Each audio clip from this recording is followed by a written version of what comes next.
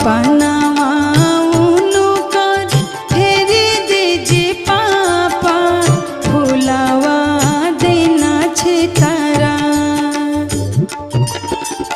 हमारा के ले पापा का से खिली जाइती साजन लवटी घरे जा।